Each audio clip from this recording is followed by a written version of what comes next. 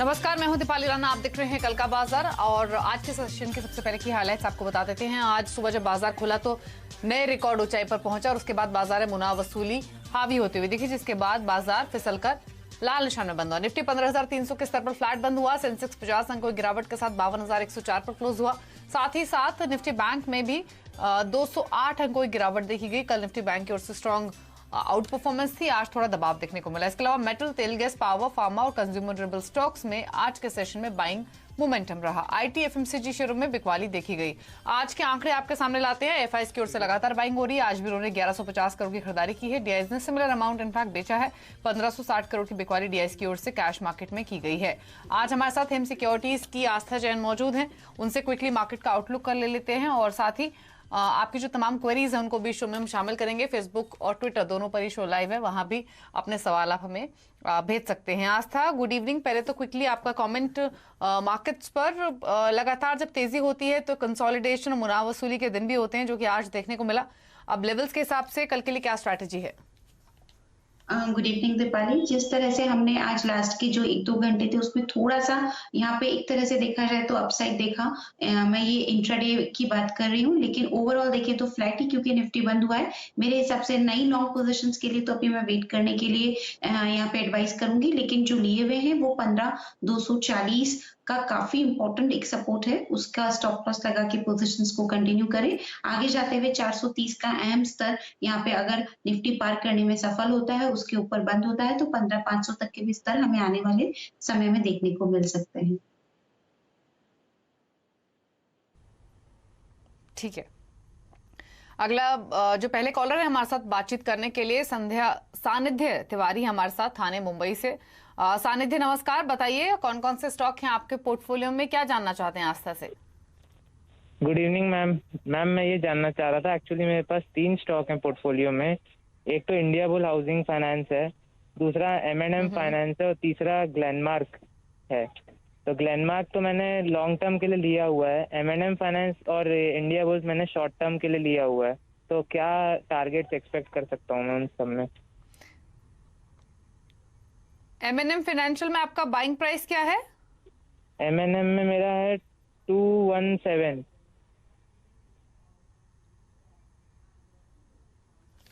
ठीक है, 217 की बाइंग M&M फाइनेंशियल में है आस्था, और आरबीएल बैंक में 242 की। दोनों स्टॉक्स पर आपकी राय लेना चाहते हैं, बताइए। सबसे पहले मैं आरबीएल बैंक को यहाँ पे एड्रेस करना चाहूंगी क्वेरी को। देखा जाए तो आरबीएल बैंक में इनका जो खरीदी है, तो जिस तरह से बैंक यहाँ पे मूवमेंट दिखा रहा है, 210 से लेके 270 की 60 रुपए की रेंज में ये हमें कारोबार करता हुआ नजर आएगा। लेकिन फिर भी सलाह रहेगी कि बिल्कुल अपनी पोजीशंस को यहाँ पे इंटैक्ट रखें, कंटिन्यू कर सकते हैं। 230 का एक स्टॉप लॉस लगा लें आरबीएल बैंक में। आगे जाते हुए 300 तक के भी लेवल हमें यहाँ पे देखने को मिल सकते हैं। दूसरी तरफ इनका सवाल M&M फाइनेंस पे था। M&M फाइनेंस की बात करें तो जिस तरह से आज की क्लोजिंग की अगर हम बात करें तो आज की क्लोजिंग ठीक ठाक ही यहाँ पे हुई है, थोड़ा अपसाइड ही हम कह सकते हैं। सो ऑल टुगेदर चार्ट्स में बहुत बढ़िया तेजी बन रही है। वीकली चार्ट में जो एक डाउ थ्योरी का मेन कंसेप्ट अभी फॉलो हो रहा है कि हायर हाईज और हायर लोज यहाँ पे फॉर्म हो रहे हैं, तो वो एक ऑप्टिमिज्म देते हैं। M&M फाइनेंस में ही अपनी पोजीशन में यहाँ पे कंटिन्यू कर सकते हैं। मेरे को इनका कॉस्ट प्राइस अभी ध्यान नहीं है, बट मेरे हिसाब से जो इन्होंने लिया है अपना स्टॉक, उसको यहाँ पे बने रहे। एक स्टॉप लॉस लगा लें। स्टॉप लॉस 170 के आसपास का मैं देना चाहूंगी। 170 के स्टॉप लॉस के साथ M&M फाइनेंस में बने रहे। आगे जाते हुए हमें जो लेवल्स यहाँ पे देखने को मिल सकते हैं वो तकरीबन 270 तक के भी लेवल्स देखने को मिल सकते हैं। बने रहने की सलाह रहेगी M&M फाइनेंस में भी। अनिल है हमारे साथ अगले कॉलर हरिद्वार से। अनिल नमस्कार, बताइए सवाल अपना। मैम नमस्कार, मेरा नाम अनिल है, मैं हरिद्वार से बोल रहा हूँ। मेरे पास IDFC फर्स्ट बैंक के 200 शेयर हैं 54.05 के। तो इसका फ्यूचर क्या है मैम? मैं मतलब क्या फ्यूचर है, इसको होल्ड करूँ या मैम या निकाल दूँ आने वाले टाइम में? आस्था, लंबी अवधि के लिए रख तो सकते हैं, लेकिन अगर वर्थ हो, आप बताइए इनके भाव पर ये स्टॉक ट्रेड कर रहा है, क्या सजेशन रहेगा? जी बिल्कुल, यहाँ पे लंबी अवधि के लिए IDFC फर्स्ट बैंक में मैं बने रहने की सलाह दूंगी। फंडामेंटल्स भी ठीक है और टेक्निकली चार्ट की अगर हम बात करें तो काफी बढ़िया यहाँ पे कंसोलिडेशन था लॉन्ग टर्म चार्ट में, तकरीबन 50 रुपए के आसपास, तो उसको भी ये ऊपर पार कर चुका है। मेरे हिसाब से और बढ़िया तेजी लॉन्ग टर्म में भी हमें देखने को मिल सकती है। तो आईडीएफसी फर्स्ट बैंक में यहाँ पे बने रह सकते हैं। स्टॉप लॉस रहेगा 45 का, टारगेट इसमें 65 का रख सकते हैं अगर ट्रेडिंग के लिहाज से लिया है, लेकिन लॉन्ग टर्म के लिहाज से लिया है तो यहाँ पे जो लेवल्स मैं देख रही हूँ वो 80 तक के भी लेवल हमें देखने को मिल सकते हैं। तो दोनों ही नजरिए से शॉर्ट टर्म और लॉन्ग टर्म पर्सपेक्टिव से बने रहने की सलाह रही। दिलीप है हमारे साथ मुंबई से। दिलीप जी नमस्कार, बताइए क्या सवाल है आपका।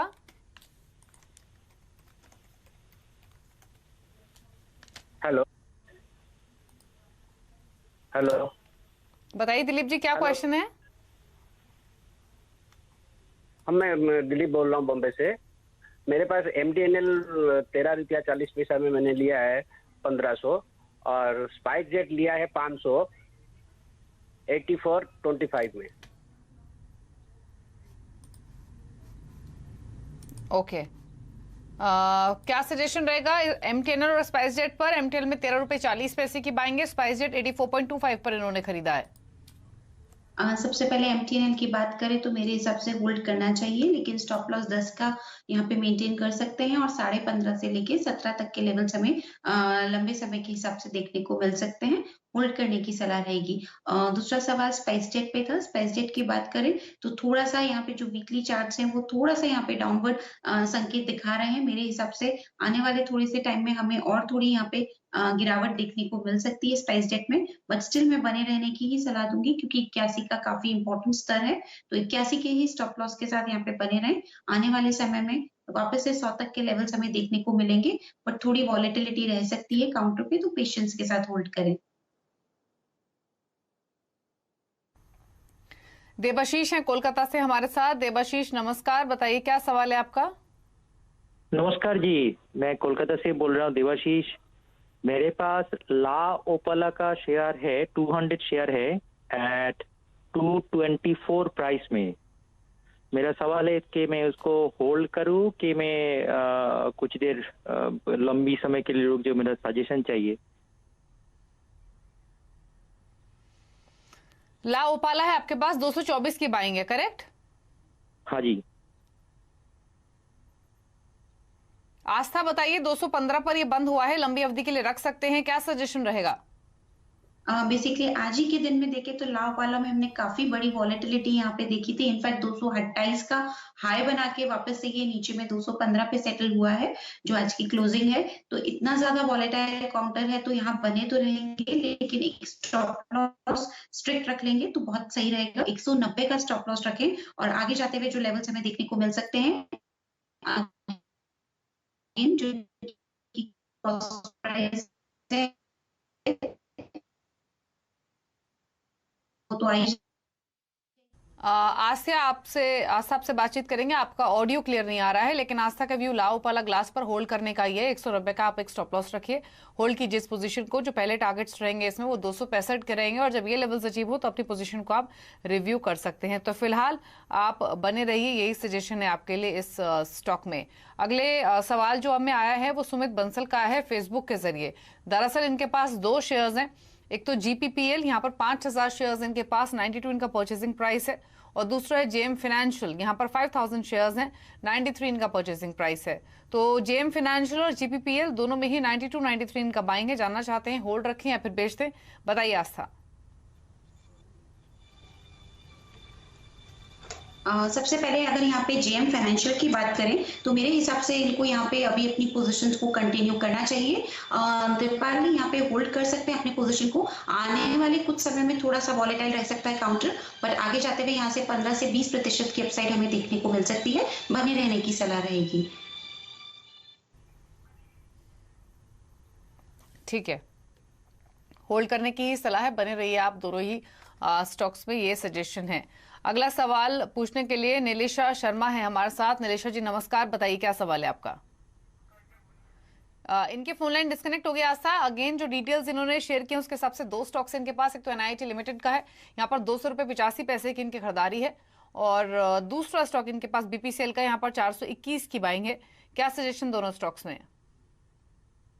सबसे पहले NIIT लिमिटेड की बात करें तो यहाँ पे बिल्कुल बने रहा जा सकता है। 180 का एक स्टॉप लॉस लगा के पोजीशंस को कंटिन्यू करने की सलाह रहेगी और आगे जाते हुए जो लेवल्स देखने को मिल सकते हैं वो 220 से 230 के भी यहाँ पे स्तर हमें देखने को मिल सकते हैं। दूसरा सवाल इनका BPCL पे था।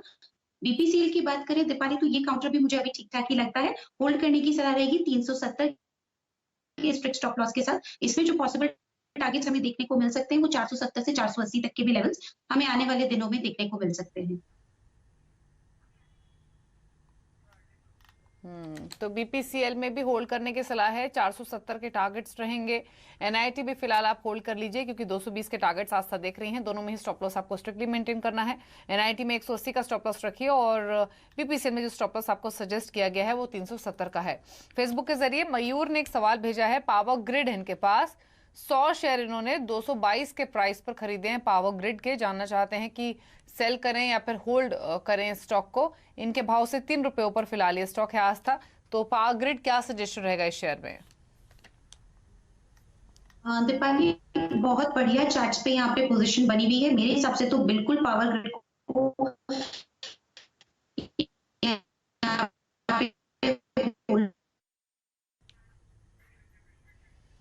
आस्था आपके ऑडियो इश्यूज हो रहे हैं। एक काम करते हैं, एक ब्रेक ले लेते हैं। ब्रेक में आपके ऑडियो इश्यूज सॉर्ट करके पावर ग्रिड पर तो राय लेंगे ही और साथ ही कुछ और क्वेरीज को भी शामिल करेंगे।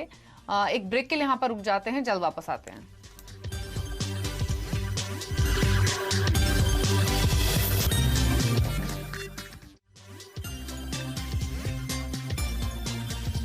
आप देख रहे हैं कल का बाजार। हेम सिक्योरिटीज के आस्था जैन हमारे साथ मौजूद हैं। आस्था, आपने पावर ग्रिड पर पहले अपने कमेंट्स पूरी कीजिए, उसके बाद कुछ और क्वेरीज लेंगे। बताइए क्या सजेशन है पावर ग्रिड पर?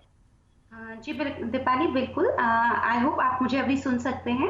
तो पावर ग्रिड की अगर हम बात करें तो बेसिकली मेरे हिसाब से चार्ट्स यहाँ पे काफी बढ़िया पोजीशन में है, तो मैं इनको यहाँ पे होल्ड करने की सलाह दूंगी। 250 तक के भी लेवल्स हमें आने वाले दिनों में देखने को मिल सकते हैं, लेकिन स्ट्रेट स्टॉप लॉस रख लें 210 का बने रहे। 250 तक के भी लेवल्स यहाँ पे देखने को मिल सकते हैं, तो 250 का टारगेट रखा जा सकता है। ठीक है, कुछ और क्वेरीज लेते हैं और अगले कॉलर हमारे साथ बातचीत करने के लिए नरेश हैं। इनफैक्ट नरेश सरीन अमृतसर से। नरेश जी गुड इवनिंग, बताइए क्या सवाल है आपका? मैडम मैंने ना HIL के शेयर लिए हैं 760 के भाव में 150 शेयर। ओके, 760 आपका बाइंग प्राइस है, तो ये तो आपका काफी प्रॉफिट्स आपको दे रहा है। तो है पर आपने एंट्री ली है 3100 रुपए पर ये स्टॉक आ चुका है। आशा शानदार मुनाफा इनको और मेरे ख्याल से 5 गुना का आसपास प्रॉफिट इनको हो रहा है। लेना है प्रॉफिट्स या फिर रखना है? बेसिकली बिल्कुल बधाई देना चाहूंगी, काफी बढ़िया प्रॉफिट्स यहाँ पे देखने को मिल रहे हैं। बट स्टिल मेरे हिसाब से अभी भी अगर ये होल्ड कर सकते हैं, लंबा नजरिया रखते हैं तो होल्ड करें। अगर शॉर्ट टर्म व्यू है तो थोड़ा सा मुनाफा वसूल करें 1/4 ऑफ पोजीशन में, और जो रिमेनिंग 3/4 ऑफ पोजीशन रखेंगे उसको 2870 के स्टॉप लॉस के साथ कंटिन्यू कर सकते हैं। आने वाले दिनों में यहाँ पे हमें 3400 तक के भी लेवल्स देखने को मिल सकते हैं। तो 3300-3400 भी जा सकता है ये स्टॉक, रखिए इसे आप। यश मोदी ने फेसबुक के जरिए सवाल भेजा है। RCF पर 2000 शेयर्स 40 के प्राइस पर इन्होंने खरीदे हुए। आस्था क्या सजेशन रहेगा इनके लिए आपका?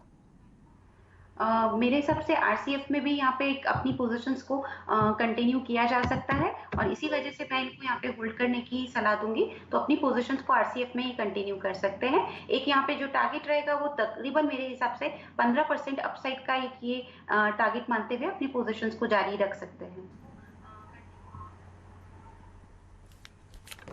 होल्ड कीजिए अपने इस खरीदारी को, बने रहिए। दीपक है हमारे साथ मुंबई से फोन लाइन पर। दीपक जी नमस्कार, बताइए सवाल अपना। हाय मैम, मैंने हैथवे केबल लिया हुआ है 2800 शेयर 34.65 के रेट में। अभी हैथवे आई थिंक 30 पे आज है, तो do I need to hold और कैसे, मतलब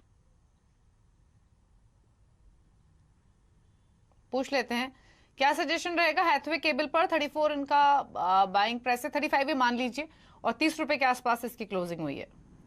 जी बिल्कुल दीपाली, इनफैक्ट अगर देखा जाए तो लास्ट 3 हफ्तों से लगातार यहाँ पे लोअर लोज फॉर्म हो रहे हैं, जो कि चार्ट्स में संकेत देते हैं कि थोड़ी सी गिरावट हमें और देखने को मिल सकती है, बट स्टिल एक काफी इंपॉर्टेंट सपोर्ट बन के आ रहा है 26 के आसपास का। तो यहाँ पे सलाह रहेगी कि 26 का स्टॉप लॉस लगा के अपनी पोजिशन को कैरी करें। वापस से जो इनकी खरीद के लेवल है 35-36 वो हमें देखने को मिल सकते हैं, तो 26 के स्टॉप लॉस के साथ बने रहने की सलाह रहेगी। ठीक है। भुवन पांडे ने सवाल भेजा है फेसबुक के जरिए। रेमंड्स पर इनकी क्वेरी है, 368 के प्राइस पर 59 स्टॉक्स इन्होंने खरीदे हुए रेमंड्स के। क्या सजेशन रहेगा इनके लिए? क्वांटिटी तो छोटी है लेकिन प्राइस के हिसाब से नुकसान इनको हो रहा है लगभग 36 रुपए का हर स्टॉक पर। क्या करे अभी ये? जी बिल्कुल दीपाली, इनफैक्ट आज भी हमने यहाँ पे देखा है हल्की सी गिरावट के साथ ही ये स्टॉक ने क्लोज किया है। सो रेमंड में मेरे हिसाब से अभी एक काफी बड़ी रेंज यहाँ पे बनी हुई है 310 से लेके 350 के बीच में, जिसके बीच में ये हमें घूमता हुआ नजर आएगा आने वाले 1 या 2 हफ्ते की मैं बात करूं। और इसी वजह से सलाह रहेगी कि एक अपना जो पीरियड है थोड़ा सा लंबा ये रख लें, एटलीस्ट 1 महीने का, और अपनी पोजिशन को यहाँ पे होल्ड करें। स्टॉप लॉस यहाँ पे स्ट्रिक्ट लगा लें 305 के आसपास, तो स्ट्रिक्ट स्टॉप लॉस के साथ पोजीशंस को कैरी करें। इनको इनकी कॉस्ट प्राइस यहाँ पे देखने को मिलेगी। इनफैक्ट अगर ऊपर में यहाँ पे तेजी बनी तो स्टॉक हमें वापस से यहाँ पे 350 से लेके 370 तक के भी स्तर दिखा सकता है। होल्ड करने की सलाह है। आपके बाइंग प्राइस पर पहुंचने की पॉसिबिलिटी है, वही इसके फर्स्ट टारगेट्स भी हैं, तो रखिए स्टॉक को। राकेश आहूजा हैं फोन लाइन पर अहमदाबाद से। राकेश जी नमस्कार, बताइए सवाल अपना।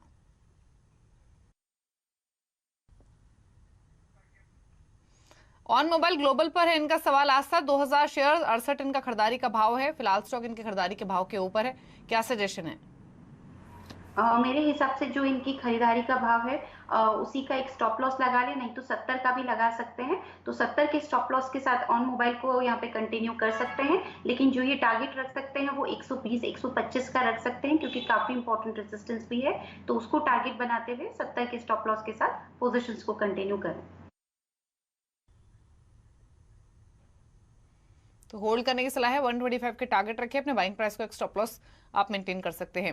प्रवीण पाटीदार ने सवाल भेजा है फेसबुक के जरिए। बिरला सॉफ्ट पर इनका सवाल है। 500 शेयर इन्होंने खरीदे हुए हैं बिरला सॉफ्ट के, और 266 इनका परचेजिंग प्राइस है। 243 पर ये फिलहाल ट्रेड हो रहा है, तो नीचे इनकी खरीदारी के भाव से थोड़ा क्या करना है स्टॉक में? इनका सवाल मैं वापस से जानना चाहूंगी दीपाली, कौन से स्टॉक पे इन्होंने यहाँ पे पोजीशन बनाया हुआ है?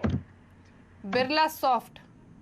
ओके, बिरला सॉफ्ट की बात करें तो बिल्कुल यहाँ पे 243 के आसपास का क्लोज आज हमें देखने को मिला था, और स्टॉक में अभी थोड़ी सी यहाँ पे नरमी हमें देखने को मिल सकती है आने वाले कुछ समय में। और मेरे हिसाब से फिर भी यहाँ पे, क्योंकि आईटी सेक्टर का आउटलुक काफी स्ट्रांग लगता है, तो एक लॉन्ग टर्म का नजरिया बनाते हुए यहाँ पे अपनी पोजीशंस को कैरी करें। लॉन्ग टर्म से यहाँ पे मेरा जो तात्पर्य है वो 1 या 2 महीने का है। सो 1 या 2 महीने के हिसाब से 205 का एक स्टॉप लॉस लगा के पोजीशंस को कंटिन्यू करने की सलाह रहेगी। आने वाले दिनों में वापस से जो हमें लेवल्स देखने को मिल सकते हैं वो 280 से 290 तक के भी लेवल्स हमें बिरला सॉफ्ट में देखने को मिल सकते हैं। नंदलाल ने अगला सवाल भेजा है, फोन लाइन पर है हमारे साथ अहमदाबाद से। नंदलाल जी नमस्कार, बताइए कौन सा स्टॉक है आपके पास, क्या जानना चाहते हैं? कंपनी अच्छी है क्या, स्विच होना चाहिए, हो जाना चाहिए दूसरे में? हेलो, कोकोयो कैमलिन की आप बात कर रहे हैं? हाँ, यस। आज तक कोकोयो कैमलिन 66 इनका बाइंग है, 62 पर ट्रेड हो रहा है। जानना चाहते हैं रखें यहाँ पे, स्विच कर ले किसी और स्टॉक में? मेरे हिसाब से कोकोयो कैमलिन में अभी स्विच ना करें, क्योंकि इनकी जो बाइंग प्राइस है 66, तो उससे बहुत ज्यादा गिरावट है नहीं, इसलिए थोड़ा सा मैं यहाँ पे बने रहने की ही सलाह दूंगी। लेकिन एक इंतजार जरूर यहाँ पे करना पड़ सकता है, और स्टॉप लॉस जरूर रखिए 50 के आसपास का। तो 50 के स्टॉप लॉस के साथ कोकोयो कैमलिन में बने रहने की सलाह रहेगी। पॉसिबल टारगेट 78 से 80 तक के रह सकते हैं।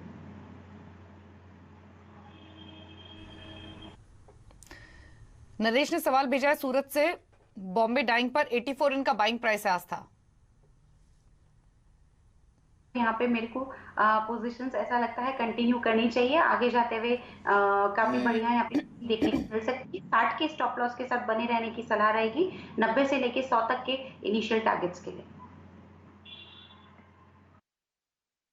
वैभव उपाध्याय ने सवाल भेजा है फेसबुक के जरिए, SBI 406 की बाएंगे 500 शेयर्स। जी बिल्कुल दीपाली, SBI की यहाँ पे बात करें तो मेरे हिसाब से यहाँ पे बना रहना ही चाहिए। लॉन्ग टर्म में काफी बढ़िया पब्लिक सेक्टर बैंक ये लगता है। इनफैक्ट मेरी पसंदीदा पब्लिक सेक्टर बैंक यही है। सो यहाँ पे मैं बिल्कुल बने रहने की सलाह दूंगी। एक स्टॉप लॉस जरूर रख ले पोजीशन पे, जो रहेगा 380 के आसपास। गोइंग फॉरवर्ड टारगेट ये रख सकते हैं 430 से 440 का। कुछ ट्विटर से भी क्वेरीज पिक कर लेते हैं। धनंजय सिंह ने सवाल भेजा है, टाटा मोटर्स पर 175 के प्राइस पर 35 शेयर्स लिए हुए हैं, प्रॉफिट्स लें या फिर होल्ड रखें? 175 के आसपास लिया हुआ है तो बधाई देना चाहूंगी, काफी बढ़िया प्रॉफिट्स यहाँ पे हो रहे हैं। जिस तरह से टाटा मोटर्स में यहाँ पे जो चार्ट्स यहाँ पे फॉर्मेशन दिखा रहे हैं, मेरे हिसाब से काफी बढ़िया यहाँ पे एक रेजिस्टेंस बना हुआ है 340 के आसपास। अगर ये 340 के ऊपर लगातार कुछ दिनों तक बंद करता है तो स्टॉक में फर्दर हमें अपसाइड मोमेंटम और ज्यादा देखने को मिल सकता है। तो मैं इनको यहाँ पे टाटा मोटर्स में बने रहने की ही सलाह दूंगी। स्टॉप लॉस जरूर लगा लें अपनी पोजिशन पे, अगर ट्रिगर भी हुआ तो भी मुनाफे में रहेंगे। 310 के स्टॉप लॉस के साथ पोजीशंस कंटिन्यू करने की सलाह रहेगी। आगे जाते हुए हमें 370 तक के भी लेवल्स देखने को मिल सकते हैं। ठीक है, होल्ड करने की सलाह है और 370 तक भी ये स्टॉक जा सकता है। बने रहिए अपनी इस खरीदारी में। फिलहाल सवाल इतने ही शामिल करेंगे क्विकली। जो मुहिम CNBC आवाज नेशनल स्टॉक एक्सचेंज के साथ शुरू की है उस पर चर्चा कर लेते हैं। और इस मुहिम का मकसद निवेशकों के बीच में जागरूकता को बढ़ावा ही देना है। तो ये बहुत ही खास पहल है। और जब हम किसी भी ड्राइवर को हायर करते हैं तो सबसे पहले उसका ड्राइविंग लाइसेंस चेक करते हैं। उसी तरह ध्यान रखिए कि सिर्फ अधिकृत ब्रोकर के जरिए आप डील करें। अगर आपसे थोड़ी सी भी चूक हुई तो आप अपनी जमा पूंजी से हाथ धो बैठेंगे। तो अच्छे स्टॉक्स के साथ आप अपने ब्रोकर का भी चुनाव सोच समझ कर कीजिए। आस्था, आपकी राय इस पर? जी बिल्कुल, यहाँ पे ब्रोकर रजिस्टर्ड होना बहुत जरूरी है, क्योंकि हमारा काफी ज्यादा जो ट्रेड है वो ब्रोकर के द्वारा होता है। काफी ज्यादा से यहाँ पे सारा ट्रेड ब्रोकर करते हैं तो उस पर हमारा भरोसा पूरा रहता है। तो अगर वो रजिस्टर्ड है तो हम बिल्कुल यहाँ पे सेफ रहेंगे। तो मेरी भी यही राय है कि जो भी यहाँ पे आप ब्रोकर के थ्रू ट्रेड करते हैं, बिल्कुल उनकी जांच पड़ताल, उनका पास्ट ट्रैक रिकॉर्ड सब चेक करके ही करें। हमेशा ये आपको आगे जाते हुए मदद करेगा और काफी आपको सावधानी बरतने में सहायता रहेगी। शुक्रिया आस्था, शो का हिस्सा बनने के लिए और सभी स्टॉक्स पर अपनी राय देने के लिए। तो इसी के साथ कल का बाजार में इतना ही। लेकिन खबरों पर लगातार अपडेट के लिए CNBC आवाज से जुड़े रहिए ट्विटर, फेसबुक और यूट्यूब के जरिए। नमस्कार।